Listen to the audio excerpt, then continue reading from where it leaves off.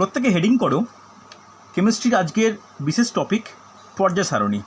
এই পর্যায় সারণীর first class অর্থাৎ পর্যায় সারণীর গেট আপ, প্রত্যেকটা কোন কোন পিরিয়ডে কটা করে এলিমেন্ট আছে, কী কী এলিমেন্ট, সেই নিয়ে আমি ফার্স্ট ক্লাস ডিসকাস করেছিলাম। সেই ক্লাসের রেকর্ডিং আছে, যারা পাওনি বা যারা দেখোনি, যারা প্রথম আমার সেকেন্ডারি ক্লাসে জয়েন করছো তারা আমার কাছ থেকে একটু চেয়ে নিও, বাট তাদের কাছে গ্রুপে দিয়েছিলাম, একটু দেখে নেবে, তাহলে ফার্স্ট ক্লাসের নোটটা বোঝা যাবে। সেকেন্ড ক্লাসটা শুরু করব একটা বিশেষ টপিক থেকে, যেটা হচ্ছে আইইউপিএসসি নোমেনক্লেচার। প্রত্যেকে হেডিং করো আইইউপিএসসি নামকরণ। এখন বিভিন্ন কম্পিটিটিভ পরীক্ষায়, বিশেষ করে ডাব্লিউবিসিএস, রেল, এসএসসি সহ পুলিশের পরীক্ষাগুলোতে এই আইইউপিএসসির নামকরণ নিয়ে কিন্তু কোশ্চেন দেয়। এবার তোমাদের যারা মোটামুটি কেমিস্ট্রি ছিল তারা জানো যে আইইউপিএসসি নামকরণ বলতেই আমাদের অর্গানিকের বিভিন্ন নামকরণের কথা মনে হয়, কিন্তু পর্যায় সারণীর ক্ষেত্রে আইইউপিএসসি নামকরণটা কাদের ক্ষেত্রে হয়? যাদের পরমাণু ক্রমাঙ্ক বা অ্যাটমিক নাম্বার, যাদের পরমাণু ক্রমাঙ্ক বা অ্যাটমিক নাম্বার 100 এর বেশি, ওদের ক্ষেত্রে আইইউপিএসসির ফুল ফর্ম কি? International union for pure and applied chemistry. লিখে রাখতে পারো, যারা ফুল ফর্ম জানো না বা খেয়াল নেই লিখে রাখতে পারো, international union for pure and applied chemistry. এটা একটা সংস্থা। এই সংস্থা কেমিস্ট্রির বিভিন্ন নিয়ম থেকে আরম্ভ করে বিভিন্ন জিনিস আমাদের সামনে উপস্থাপিত করে। সেখানে যে সমস্ত পর্যায় সারণীতে অনেক মৌল স্থান পেয়েছে, এখনও অনেক ফাঁকা জায়গা আছে যেগুলো পরবর্তীকালে আমরা স্থান দেব। তাহলে এই স্থান দেওয়ার ক্ষেত্রে যাদের পরমাণু ক্রমাঙ্ক 100-র বেশি, তাদের নামকরণ কিভাবে হয় এটা কিন্তু খুব গুরুত্বপূর্ণ। ভালো করে শুনে নাও। দেখো, এর কিছু নিয়ম আছে। নিয়ম বলে হেডিং করে লেখো, ভালো করে বুঝবে। নিয়ম দিয়ে কোশ্চেন আসে। দেখো, নিয়ম দিয়ে মানে কি, নিয়মের রেসপেক্টে কোশ্চেন আসে। ধরো এখানে কী কী সংখ্যা হতে পারে, ডিজিট কী কী? 0, 1, 2, 3, 4, 5, 6, 7, 8, 9 হবে কি না? কোনো সংখ্যা যদি 100 দিয়ে শুরু হয় তাহলে এই 10খানা ডিজিটের ওপর যে কোনো সংখ্যা আমরা তৈরি করতে পারবো। Yes or no? 100 যদি হয় তাহলে 100 মানে কি? 1, 0, 0। 110 হলে 1, 1, 0। 115 হলে 1, 1, 5। এটাই তো ব্যাপার। তাহলে এই প্রত্যেকটা ডিজিটের নাম কি হবে সেটা কিন্তু আমার জানা দরকার। নোট ডাউন করো। 0 হলে হয় নীল, তোমার 1 হলে হয় আন, তোমার 2 হলে হয় বাই, 3 হলে হয় ট্রাই, 4 হলে হয় কোয়াড, ভালো করে জেনে নাও, অনেকেই জানো। 5 হলে হয় পেন্ট, 6 হলে হয় হেক্স, 7 হলে হয় সেপ্ট, 8 হলে হয় অক্ট, 9 হলে হয় এন। ওকে, তো আমাদের প্রথমে এইগুলোকে ভালো করে মনে রাখতে হবে। বুঝতে পারলে? 0 থেকে 9 পর্যন্ত এই ব্যাপারটা আমাদের মনে রাখতে হবে। তাহলে এর অ্যাপ্লিকেশান কি বা এর কি নাম হবে? ধরো তোমাকে একটা মৌল দেয়া হলো যার পরমাণু ক্রমাঙ্ক 102। ওকে, 102 তাহলে কি 1, 0 আর 2 দ্বারা, 1, 0 ও 2 দ্বারা গঠিত। 1 হওয়া মানে কি হবে? আন। ওকে, প্লাস 0 মানে কি? নীল, প্লাস 2 মানে কি? বাই। হলো। তাহলে এটা যে আমরা এই 10টা ডিজিটের রেসপেক্টে যে নাম মনে রাখতে বলেছিলাম, তার রেসপেক্টে এতটা নোমেনক্লেচার পেলাম। এরপরে যে সমস্ত ভারী ধাতু বা ভারী মেটাল, এগুলো তো ভারী, কারণ যার পরমাণু ক্রমাঙ্ক 102 তার তো ওজন অনেক বেশি হবে, অ্যাটমিক মাস অনেক বেশি হবে। লাস্টে অ্যাড করা হয় ইয়াম, IUM, মনে থাকবে। তাহলে এর নাম কি হলো? নীল বিয়াম। বোঝা গেছে? বলো বুঝতে পারলে কি না? এর তাহলে সংকেত কি? এর সংকেত হবে এই যে 1, 0 আর 2, প্রত্যেকটা যে টার্ম পড়েছে তার প্রথম অক্ষরটা। তাহলে প্রথমটা কি? UNB। বলো, কারোর কোনো ডাউট থাকলে বলবে আমাকে। কারুর কোনো ডাউট থাকলে আমাকে প্রশ্ন করতে পারো। কারুর কোনো বলছি যে আইইউএমটা যোগ করলাম কেন? ওটা দেখো, একটা তো আন, নীল, বাই, এটা তো হচ্ছে পরপর ডিজিটটাকে বোঝাচ্ছে।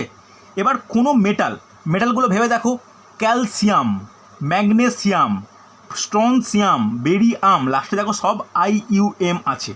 তাহলে এটা একটা আইপিএসসি কর্তৃক স্বীকৃত নিয়ম যে একটা সাফিক্স বা লাস্টে একটা উপসর্গ হিসাবে ইয়াম কথাটা ব্যবহার করা হয় ভারী বা কোনো ধাতুর ক্ষেত্রে। হ্যাঁ কি না বলো, বুঝতে পারলে কি না? এটা নিয়ম, লাস্টে আইইউএম বা ইয়াম কথাটা যুক্ত করা। বলো, কোনো অসুবিধা থাকলে বলবে আমাকে। এটা সব ক্ষেত্রে যুক্ত হবে আইইউএমটা? সব ক্ষেত্রে। যদি তোমাকে এখন করতে দেয়া হয় যে 132 পরমাণু ক্রমাঙ্ক বিশিষ্ট মৌলের নাম ও সংকেত কি হবে বলা যাবে? প্রত্যেকে পারবে, চেষ্টা করো তো। 1-এর জন্য কি হবে? আন। 3-এর জন্য কি হবে? ট্রাই। 2-এর জন্য কি হবে? বাই, লাস্টে ইয়াম। তাহলে এর চিহ্ন কি? U T B. বলো, কোনো ডাউট আছে কিনা? কারুর কোনো ডাউট আছে কিনা বলবে। বলা যাবে? কোশ্চেন কেমন আসে শোনো, আমি একদম সব থেকে যে কোনো পরীক্ষার ক্ষেত্রে বলছি, শুধুমাত্র একটা স্পেসিফিক পরীক্ষার জন্য নয়। কোশ্চেন কেমন আসে দেখো, একটা কোশ্চেন লিখি। আগে এক টাইপের কোশ্চেন যেগুলো আলোচনা করলাম, 102, 105, 107, 112, যা ইচ্ছা বলে দিতে পারে। বা এরকমও কোশ্চেন আসে যে ইউবিপি সংকেতযুক্ত মৌলটির পারমাণবিক ক্রমাঙ্ক কত বলা যাবে? চেষ্টা করো তো। কত হবে? ইউ মানে আন, that is 1, very good. B মানে 2, বাই মানে 2, আর P for pent, that is 5, 125। বলো, কারুর কোনো ডাউট আছে কিনা? যদি বলা হয় ইউএসও কত হবে? যদি এখন আবিষ্কৃত হয়নি, ইউএসও কত হবে? 178। বলো, এই নামকরণ নিয়ে কারো কোনো ডাউট আছে কিনা বা কোনো সমস্যা আছে কিনা? বোঝা গেছে? বলো, বুঝতে পারলে তো? এই নামকরণ কিন্তু খুব গুরুত্বপূর্ণ। হ্যাঁ বলো, কারো কোনো ডাউট থাকলে বলো। স্যার বললাম যে ওই মানে ওই যে স্পেলিংটা আছে না, আন্ট্রিবিয়াম, মানে বি আই বি কি ডাবল আই? ওটা ডবল আই, ওটা ডবল আই। আচ্ছা, তবে শোনো ওয়েট, যখন এই যে বি ডবল আই, এটা তো বেশিরভাগ ক্ষেত্রে ল্যাটিন ইউজ করা হয়। এটা আবার ফ্রেঞ্চ টার্মে আইয়ের ওপরে ডবল ডট ইউজ করা হয়। অনেক ক্ষেত্রে যারা ফ্রেঞ্চের ডিফারেন্টেবল ল্যাঙ্গুয়েজ দেখেছো তারা দেখবে ডবল ডট ইউজ করা হয়, একটা আইয়ের ওপর ডবল ডট, একটা এনের ওপর ডবল ডট। এটা একটু তোমরা লক্ষ্য করবে, এটা ফ্রেঞ্চ ল্যাঙ্গুয়েজ ইউজ করা হয়। তবে তুমি এখানে BIIUM করলেও কোনো অসুবিধা নেই, ঠিক আছে? কোনো অসুবিধা থাকলে বলো আমাকে। গেছে বোঝা? কোনো ডাউট নেই তো?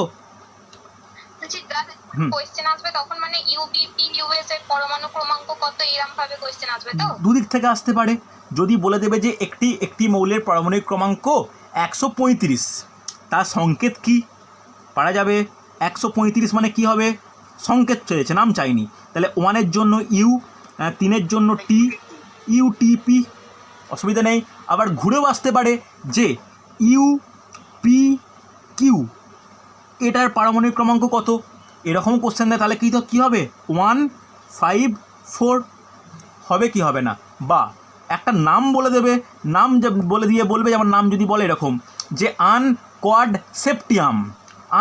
সেপ্টিয়ামের পারমাণবিক ক্রমাঙ্ক কত, তাহলে আনের জন্য 1, কোয়াডের জন্য 4, সেপ্টের জন্য 7, তাহলে 147। বলো, কোশ্চেনগুলো বুঝতে পারলে কি না? তাহলে প্রত্যেকটা চিহ্ন আর প্রত্যেকটার হচ্ছে তোমার কি বলবো, পারমাণবিক ক্রমাঙ্ক বোঝা গেছে। এবার একটা জিনিস তোমাদের মাথায় আসতে পারে যে এগুলো যদি কারোর বলা হয় যে 35-এর নাম কি? 35 পরমাণু ক্রমাঙ্ক বলেছে। 35 পরমাণু ক্রমাঙ্ক বিশিষ্ট কোনো মৌলের নাম কি? আমরা জানি ব্রোমিন। হ্যাঁ কি না?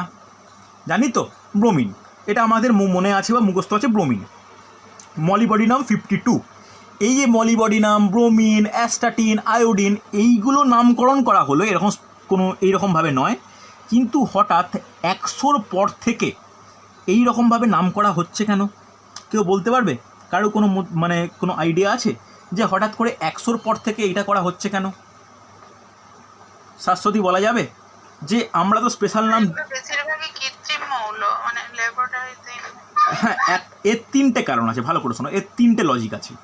ফার্স্ট, এগুলো বেশিরভাগই নতুন নব্য আবিষ্কৃত কৃত্রিম মৌল, যেগুলো বর্তমানে আবিষ্কার চলছে, এমনকি ভবিষ্যতে আরও আবিষ্কার হবে, এটা একটা কারণ। সেকেন্ড কারণ যেটা, সেটা খুব বিতর্কমূলক, যে সায়েন্টিস্টই নিজেদের মতো করে মৌলর আবিষ্কার করছে, সে কি করছে, নয় তার নিজস্ব নাম বা তাদের দেশের নামকে ব্যবহার করে মৌলের নাম করছে, যেটা অনেক ক্ষেত্রে বিভিন্ন মানে জার্নাল বলো বা বিভিন্ন বৈজ্ঞানিক থেকে একটা বিরোধিতা আসছে।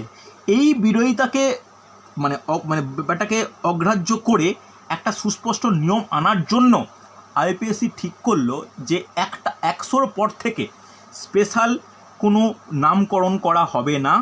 এটা ফলো করা হবে কিসের ভিত্তিতে? এই রুলের ভিত্তিতে।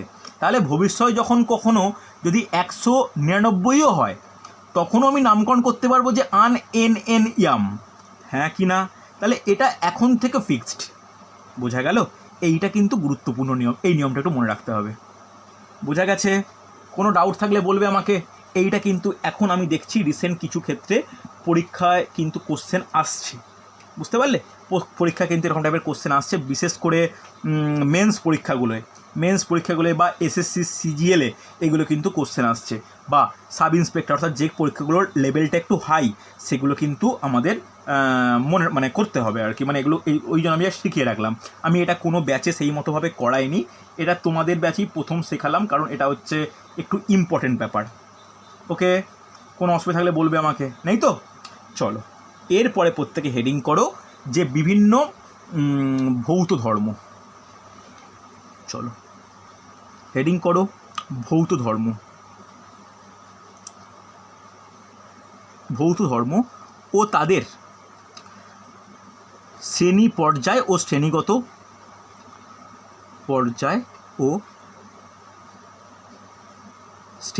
পরিবর্তন। দেখো, যেহেতু তোমরা কম্পিটিটিভ পড়ছো, শুধুমাত্র কোর কেমিস্ট্রি পড়ছো না, আমি প্রত্যেকটা ভৌত ধর্ম তাদের পর্যায় ও শ্রেণীগতভাবে কিভাবে পরিবর্তন হচ্ছে আমি সেইটা বলে দেবো, ঠিক আছে? পর্যায় ও শ্রেণীগতভাবে কীভাবে পরিবর্তন হয় সেটা বলবো। যদি কেউ জানতে চাও যে কেন হচ্ছে, তখন কিন্তু আমাকে এক্সপ্লেন করতে হবে, কিন্তু তার জন্য হিউজ টাইম লাগবে। ওকে, তাই আমার প্রথম কাজ হবে প্রত্যেকটা ভৌত ধর্ম পর্যায়গত আর শ্রেণীগতভাবে কীরকমভাবে পরিবর্তন হচ্ছে আমার সেটা নোট ডাউন করে দেওয়া।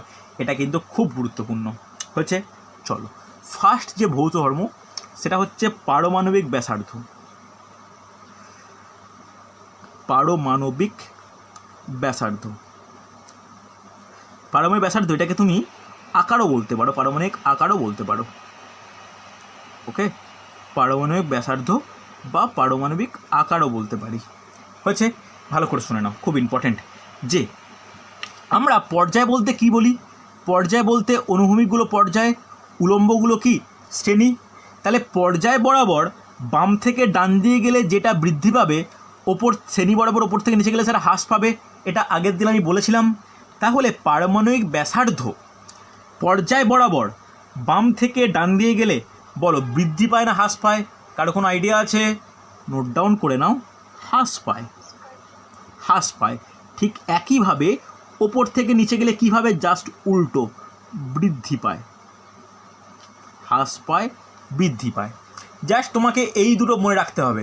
এবার এই দুটো মনে রাখলে কোশ্চেন কেমন আসে? কোশ্চেন আসবে, ধরো বলে দেবে হ্যালোজেন কত নম্বর গ্রুপ? কারোর বলা উচিত, যারা আগের দিন ক্লাস করেছো বলা উচিত 17 নম্বর। কি আছে? Fluorine, chlorine, bromine, iodine. আমি লিখেছিলাম পরীক্ষায় কেমন কোশ্চেন আসে বলে দেবে ফ্লোরিন, ক্লোরিন, ব্রোমিন, আয়োডিনের মধ্যে কার পারমাণবিক ব্যাসার্ধ সর্বাধিক। তাহলে জানি আমরা এগুলো একই গ্রুপে অবস্থিত। গ্রুপে ওপর থেকে নিচে নামলে কি হয়? আকার বৃদ্ধি পায়। তাহলে আয়োডিন সব থেকে বড়, তারপরে ব্রোমিন, তারপরে ক্লোরিন, তারপরে ফ্লোরিন। হ্যাঁ কি না? তোমাকে এই থিওরেম মনে রাখতে হবে, এগুলো কিন্তু কোশ্চেন আসবে। বলো বুঝতে পারলে কি পারলে না? বোঝা গেছে? কোনো ডাউট আছে? কোনো ডাউট নেই তো? চলো নেক্সট 2 নম্বর লোড ডাউন করবে যে আয়নন বিভব। 2 নম্বর নোট ডাউন করবে আয়নন বিভব।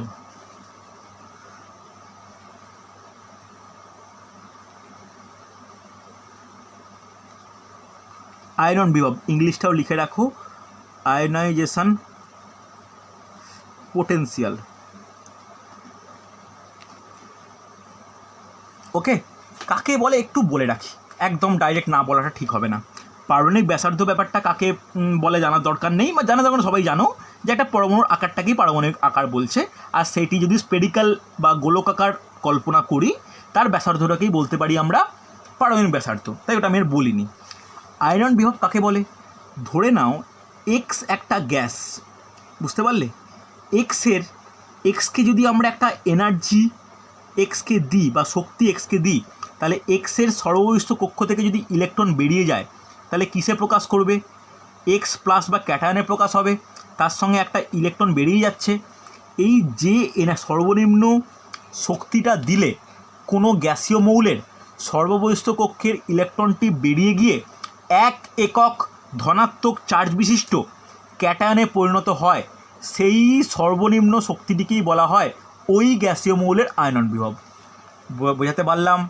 আরেকবার বলছি, কোনো নিউট্রাল বা নিস্তড়িত গ্যাসীয় মৌলকে যে সর্বনিম্ন শক্তি দিলে সেটি তার সর্ববহিস্থ কক্ষের একটি ইলেকট্রনকে ত্যাগ করে ক্যাটায়নে পরিণত হয়, তাকেই বলা হয় ওই মৌলের আয়নন বিভব।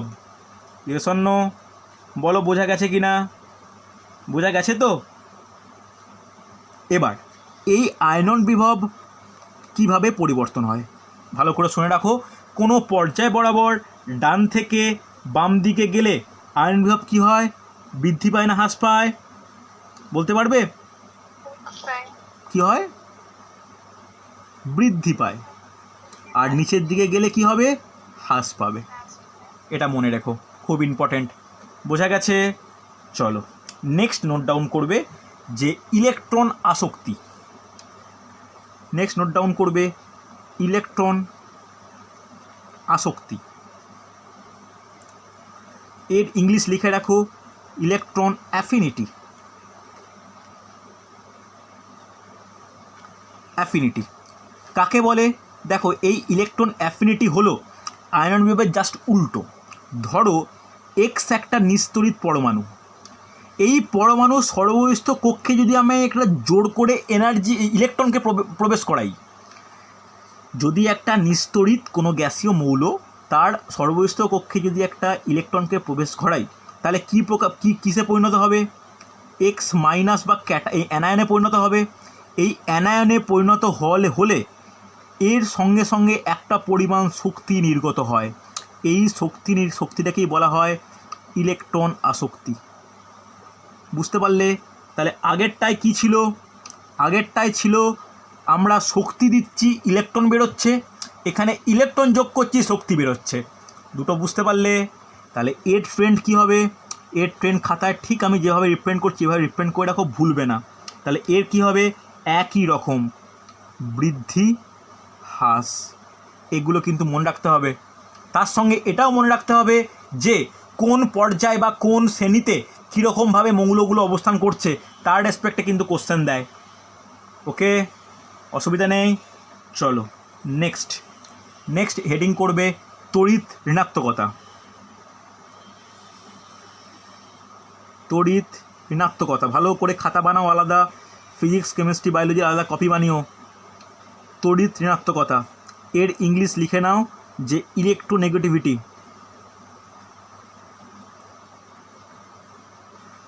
ইলেকট্রোনেগেটিভিটি কেউ বলতে পারবে ইলেকট্রনে কাকে বলে? কেউ বলতে পারবে? শাশ্বতী?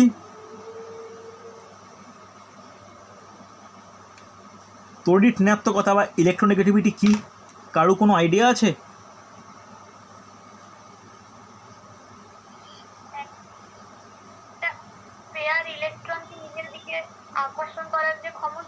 ভেরি গুড, খুব সুন্দর।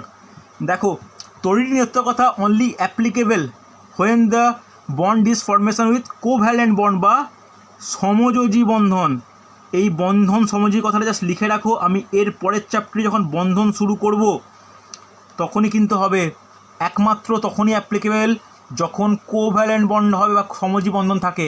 সমযোজী বন্ধনে কি করে, ধরো এ আর বি সমযোজী বন্ধন তৈরি করবে, কি করবে, এর একটা সর্বস্থিত ইলেকট্রন, এর একটা ইলেকট্রন, দুজনে কি করবে, একটা ইলেকট্রন জোড় তৈরি করে দুজনেই সেটাকে সমভাবে ব্যবহার করবে, একেই বলা হয় সমযোজী বন্ধন। তাহলে এর সঙ্গে তড়িৎঋণাত্মকতা কী সম্পর্ক, এটাই সম্পর্ক যে যে বিশেষ প্রবণতার জন্য সমযোজী বন্ধনে আবদ্ধ দুটি মৌল তাদের তাদের এই ইলেকট্রন জোটটিকে নিজের কেন্দ্রের দিকে আকর্ষণ করতে পারে তাকেই বলা হয় কি, তড়িৎ ঋণাত্মকতা। তাহলে তড়িৎ ঋণাত্মকতা কাদের ক্ষেত্রে দেখা যাবে, দেখা যাবে সেই সমস্ত ক্ষেত্রে যাদের মধ্যে সমযোজী বন্ধন বর্তমান। সমযোজী বন্ধন না থাকলে ইলেকট্রন জোড় হবেও না, ইলেকট্রন জোড় না হলে তাকে আকর্ষণ করার প্রবণতাও থাকবে না। বুঝতে পারলে? তাহলে এর ট্রেন্ড কীরকম হয়, এর ট্রেন্ডও same to same trend follow করে, যে পর্যায় বরাবর বৃদ্ধি, শ্রেণী বরাবর হ্রাস। কোনো অসুবিধা থাকলে বলো আমাকে, না বুঝতে পারলে বলবে। বোঝা গেছে হ্যাঁ কি না? চলো নেক্সট হেডিং করবে যে ধাতব ধর্ম। দেখো ধাতব ধর্ম কথাটা আমি আর ডিটেলসে বলছি না, যে মেটালিক ক্যারেক্টার। ধাতব ধর্ম করেসপন্ডেন্স উইথ অধাতব ধর্ম। যদি ধাতব ধর্ম বৃদ্ধি পায় তাহলে অধাতব ধর্ম হ্রাস পাবে, অধাতব ধর্ম বৃদ্ধি পেলে ধাতব ধর্ম হ্রাস পাবে। হ্যাঁ কি না? চলো ধাতব ধর্ম কি হয় ভালো করে শুনে নাও। বাম থেকে ডান দিয়ে গেলে ধাতব ধর্ম, আমি ধাতব কথা লিখে দিচ্ছি তাহলে বুঝতে পারবে না। ধাতব ধর্ম কি হয়, হ্রাস পায়। তাহলে হ্রাস পাওয়া মানে বলতে পারি অধাতব ধর্ম বৃদ্ধি পাচ্ছে। আবার ওপর থেকে নিচে গেলে ধাতব ধর্ম কি হয়, বৃদ্ধি পায়। তাহলে অধাতব ধর্ম কি হবে, হ্রাস পাবে, সরি বৃদ্ধি পায়। ওকে, কোনো অসুবিধা নেই, বোঝা গেছে? এবার কোশ্চেন কেমন আসে দেখো, বলবে যে কার্বন, নাইট্রোজেন, অক্সিজেন এর মধ্যে কোনটি উত্তম, ভালো করে শোনো, উত্তম ধাতু। এই হচ্ছে কোশ্চেন। বা একটা অ্যাড করে দাও, কার্বন, নাইট্রোজেন, অক্সিজেন, ফ্লুরিন, চারটে। এই চারটে বললো, চারটে বলতে বলবে কোনটি উত্তম ধাতু। আগে একটা জিনিস বলো, কোশ্চেনটা কেমন কনফিউজিং ভাবো। কার্বন মানে অধাতু, প্রত্যেকেই জানি আমরা। আবার নাইট্রোজেন, অক্সিজেন, ফ্লুরিন আমরা গ্যাস। হ্যাঁ কি না? যে তিনটি গ্যাস হয় তারা কি ধাতু হতে পারে? পারে না। এর মধ্যে কোশ্চেন করলো কোনটি উত্তম ধাতু। তাহলে আমরা কি জানি, আমি পর্যায় সারণী যখন এঁকেছিলাম বা পর্যায় সারণী যখন আমি পর্যায় বরাবর লিখেছিলাম, তোমরা দেখেছিলে যে এইগুলো 2 নম্বর পর্যায়ে অবস্থিত, কার্বন, নাইট্রোজেন, অক্সিজেন, ফ্লুরিন, নিয়ন। তাহলে পর্যায় বরাবর বাম থেকে ডান দিকে পরপর যদি সরি তাহলে ধাতব ধর্ম কী হবে, হ্রাস পাবে। তাহলে কোনটি ভালো ধাতু, তুলনামূলক কোনোটিই ধাতু নয়, তবে কার মধ্যে উত্তম ধাতব ধর্ম বর্তমান, অ্যান্সার হবে কার্বন। বোঝা গেছে? বলো, বুঝতে না পারলে বলবে।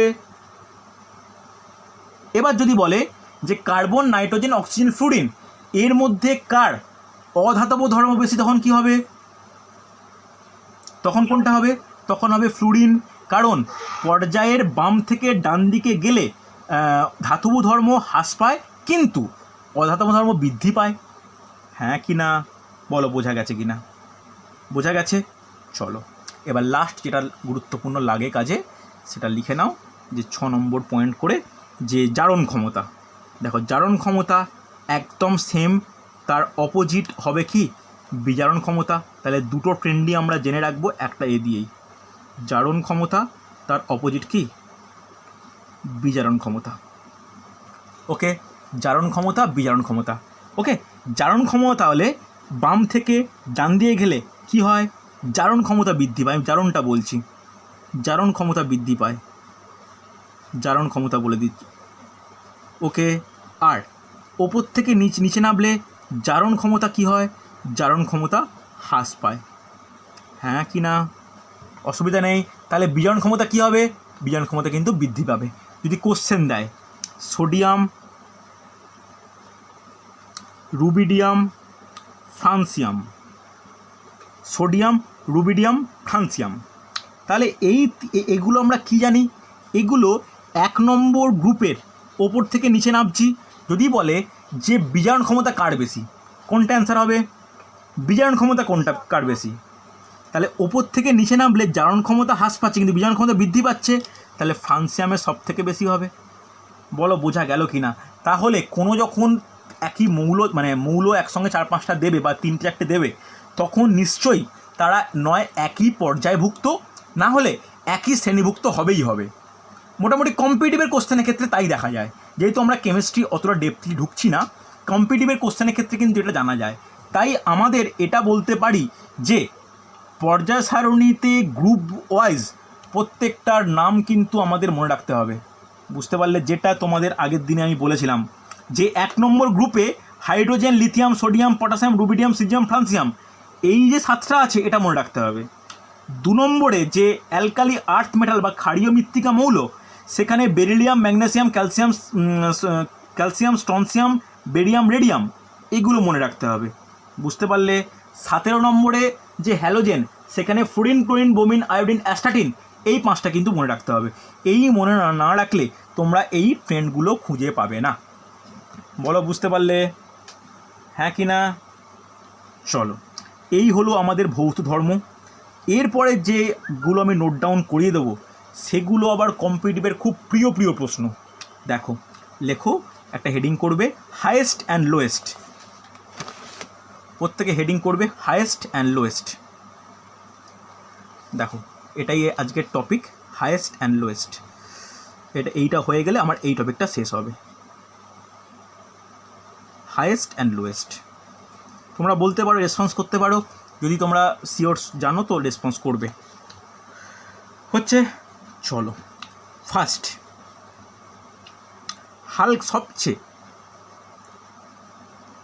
সবচেয়ে হালকা মৌল,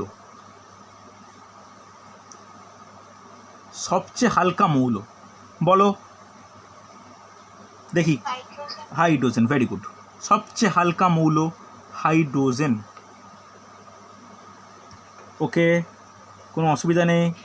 চলো, যদি এরকম বলে সবচেয়ে হালকা ধাতু, লিথিয়াম, লিথিয়াম। ওকে, একটু রেসপন্স করো, তাহলে অনেকের পড়া হয়ে যায় পরপর। সবচেয়ে ভারী ধাতু, সবচেয়ে ভারী ধাতু আর কেউ? অসমিয়াম, একদমই ঠিক, অসমিয়াম, যাকে OS আকারে প্রকাশ করা হয়। ওকে, কোনো অসুবিধা নেই। চলো নেক্সট,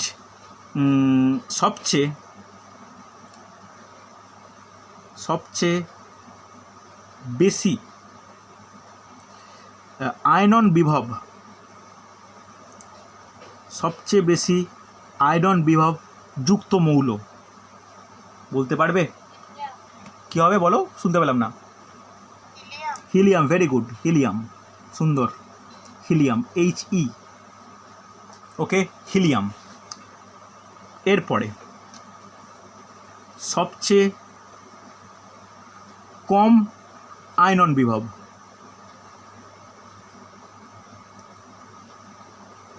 সবচেয়ে কম আয়নন বিভব বলো, বুঝতে পারলাম না। সিজিয়াম, ফ্রান্সিয়ামটা বলে কারণ এটা তেজস্ক্রিয় মধ্যে চলে যাচ্ছে, তো তাই আমি সিজিয়ামটাই বলতে পারি। ওকে, ফ্রান্সিয়াম তোমার দিক থেকে একদম কারেক্ট, কিন্তু ফ্রান্সিয়ামটা যেহেতু তেজস্ক্রিয় হয়ে যাচ্ছে, তো তাই আমরা আলোচনার মধ্যে রাখছি না। ওকে, চলো, একদম ঠিক, তোমার ফ্রান্সিয়াম একদম কারেক্ট অ্যান্সার। ওকে, এবার সবচেয়ে বেশি গলনাঙ্কযুক্ত ধাতু,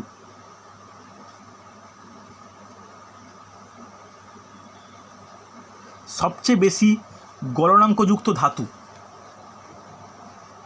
বলা উচিত, কিন্তু এটা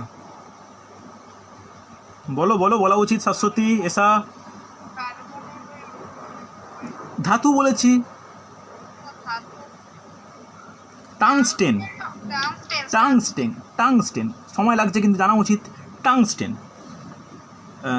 7 সবচেয়ে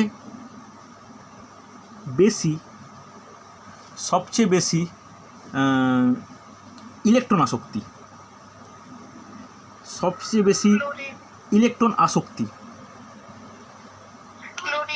ক্লোরিন। এইখানটা কিন্তু অনেকে ভুল করে, ক্লোরিন আর ফ্লোরিনে কনফিউজ হয়ে যায়। এটাই কিন্তু ব্যতিক্রম বর্তমান, বুঝতে পারলে, তাই স্টার দিয়ে রাখলাম। এটা কিন্তু ব্যতিক্রম থাকে, হয়তো দেখে ফ্লোরিন মনে হতেই পারে কিন্তু অ্যাকচুয়ালি কী হয়, অ্যাকচুয়ালি কিন্তু ক্লোরিন হয়। ওকে চলো নেক্সট 8 নম্বর নোট ডাউন করবে। সবচেয়ে উত্তম পরিবাহী বলতে তাপ ও তড়িতের, সবচেয়ে উত্তম পরিবাহী, good conductor of heat and electricity, বলা উচিত। বলো বলো, শুনতে পাচ্ছি না। Silver, very good. রূপো, একদম তাই, সুন্দর, ভেরি গুড। রূপা, সিলভার, এজি। ওকে, এটা ফার্স্ট। সেকেন্ড কে বলতে পারবে? না না না, কপার। কপার সেকেন্ড হচ্ছে কপার হচ্ছে। এবার এটা হচ্ছে ধাতুর রেসপেক্টে বললাম। যদি সবচেয়ে উত্তম পরিবাহী অধাতু বলি তাহলে কি হবে? গ্রাফাইট। গ্রাফাইট ব্যাকেরা লিখে রাখো সি, মানে গ্রাফাইট বলে তো আর কোনো মেটাল নেই, সরি কোনো এলিমেন্ট নেই, এটা কার্বনের রূপভেদ, অ্যালোট্রপ। ওকে, বোঝা গেছে। চলো 9 নম্বর দিয়ে নোট ডাউন করবে যে হ্যাঁ, সবচেয়ে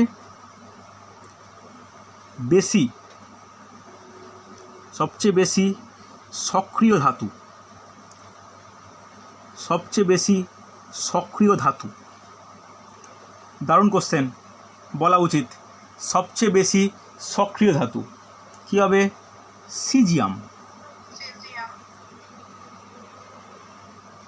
সিজিয়াম। এবার সবচেয়ে বেশি সক্রিয় অধাতু বলা উচিত, একটু ভাবলেই পারবে। কী হবে? ফ্লুরিন। ফ্লুরিন, অসুবিধা নেই। চলো 11 নম্বর সবচেয়ে তড়িৎ ঋণাত্মক মৌল,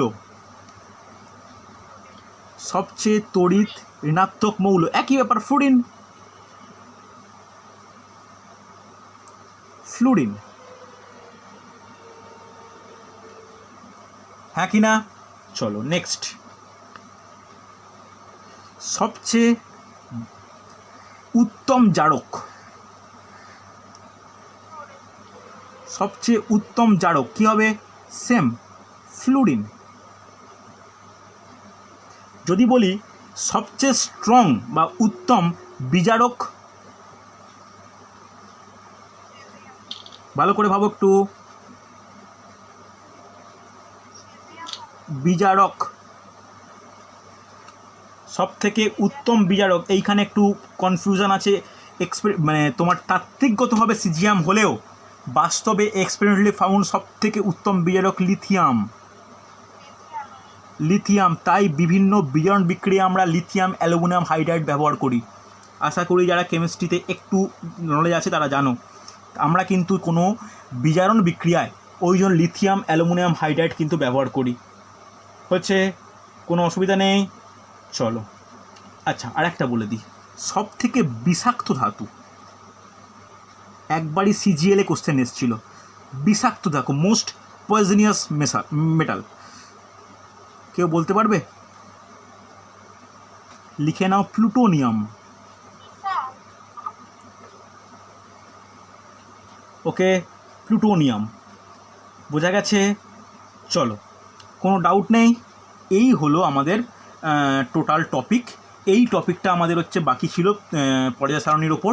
দেখো আজকে তাহলে কী পড়লাম? প্রথমে নামকরণ, তারপরে বিভিন্ন ধাতু, বিভিন্ন ভৌত ধর্মের হচ্ছে পর্যায় শ্রেণীগতভাবে পরিবর্তন, আর তারপরে এই হচ্ছে তথ্যগুলো। এই তথ্যগুলো কিন্তু খুব গুরুত্বপূর্ণ, ঠিক আছে? এই 14টা একটু ভালো করে জেনে রাখো, তোমরা বেশিরভাগই প্রায় জানো, এগুলো কিন্তু ইম্পর্টেন্ট, বুঝতে পারলে? চলো দেখো, এই হ্যাঁ বলো বলো, কেউ কিছু বলছো? হ্যাঁ স্যার বলছি অতি পরিবাহীর উদাহরণ তো জার্মেনিয়াম হবে তাই না? অতি পরিবাহের উদাহরণ জার্মেনিয়াম, সিলিকন আছে। এগুলো তো অর্ধপরিবাহীর মধ্যে। অর্ধপরিবাহের মধ্যেও পড়ে, অর্ধপরিবাহের মধ্যেও পড়ে। অতি পরিবাহী, আচ্ছা অর্ধপরিবাহী কাকে বলে কেউ জানো? আমি যদিও পড়াবো, যখন ব্যান্ড তত্ত্ব পড়াবো তখন বলবো আমি। কেউ বলতে পারবে যে অর্ধপরিবাহী কাকে বলে? বলতে পারবে? শাশ্বতী বলা উচিত অর্ধপরিবাহী কাকে বলে। হুম, ওই কন্ডাক্টিভিটি রেঞ্জের মাঝের দিকে থাকে, যেটাতে ওই কোনো ইলেকট্রন একটা ইনপুট করে বা কোনো একটা হোলের সৃষ্টি করে, হোলের সৃষ্টি করে সেখানে হচ্ছে মানে আমরা পরিবহন কিছুটা ক্ষেত্রে করতে পারি। হ্যাঁ ফ্লোটাকে হ্যাঁ, ফ্লোটা করা যায়। তাহলে এগুলো মেনলি যারা ব্যান্ড তত্ত্ব বা পটি তত্ত্বের সাহায্যে কিন্তু আমরা এটাকে বলতে পারি, না হলে কিন্তু এটা হচ্ছে বলা মুশকিল। এবার অতি পরিবাহী বলতে কোনটা, যে সুপার কন্ডাক্টর বলতে কোনটাকে বুঝি আমরা, বলো? কন্ডাক্টর বলতে ইলেকট্রন কটা খুব স্মুথ হয়, খুব বেশি হয় যেটা। হ্যাঁ, তবে একটা জিনিস মনে রাখি, এগুলো কিন্তু কোনো ক্ষেত্রেই শুনে রাখো, এগুলো কোনো ক্ষেত্রেই কিন্তু যে জার্মেনিয়াম সিলিকন যেগুলো রয়েছে এইগুলোকে আমরা পরিবর্তন করতে পারি। তবে সাধারণত বলতে আমরা ব্যবহারিক এতে অ্যালুমিনিয়াম, ম্যাগনেসিয়াম ডাইব্রোমাইড, নিওবিয়াম এইগুলোকে সুপার কন্ডাক্টর হিসাবে ব্যবহার করে থাকি। তাহলে সবথেকে ভালো ব্যবহার্য সুপার কন্ডাক্টর হচ্ছে অ্যালুমিনিয়াম আর ক্যাডমিয়ামও ব্যবহার করা যায়, বুঝতে পারলে? তো এগুলো সুপার কন্ডাক্টরের এক্সাম্পল। তবে কিছু ক্ষেত্রে জার্মেনিয়াম, গ্যালিয়াম, ইন্ডিয়াম এদেরকেও কিন্তু আমরা সুপার কন্ডাক্টর বা অতি পরিবাহী হিসেবে ব্যবহার করতে পারি, বুঝতে পারলে? যখন আমি সলিড স্টেট পড়াবো বা কঠিন অবস্থা পড়াবো তখন আমি হচ্ছে পরিবাহিতা নিয়ে ভালো করে ডিসকাস করব। সেখানে পরিবাহীর 3টে ভাগ, একটা পরিবাহী, একটা অপরিবাহী বা কুপরিবাহী, আর একটা হচ্ছে অর্ধপরিবাহী। তারপরে 20 বিন্দু নিয়ে আলোচনা করার পরে আমরা অতি পরিবাহী নিয়ে আলোচনা করব, ঠিক আছে? দেখো এই টপিকটা একটু ভালো করে দেখে নিও। এর পরের যে সায়েন্স ক্লাস আমি ফিরে যাব হচ্ছে বায়োলজির টপিকে, ঠিক আছে? বায়োলজিতে হচ্ছে টিস্যু বা অন্য কোনো টপিক আমি ফিরে যাব। তো তোমরা একটু ক্লাসে উপস্থিত থেকো। আর যাদের সামনে WBCS পরীক্ষা আছে মক টেস্টগুলো একটু ঠিকঠাক করে দাও। নেক্সট মক টেস্টের ডেট এই রোববার, তো একটু ভালো করে দিয়ে নিও, ঠিক আছে? কোনো ডাউট থাকলে, কোনো ম্যাথ সায়েন্স কোশ্চেনে কোনো ডাউট হলে বা কোনো জায়গায় সমস্যা হলে আমাকে একটু জিজ্ঞাসা করে নেবে। ওকে, চল আজকে তাহলে এতটাই।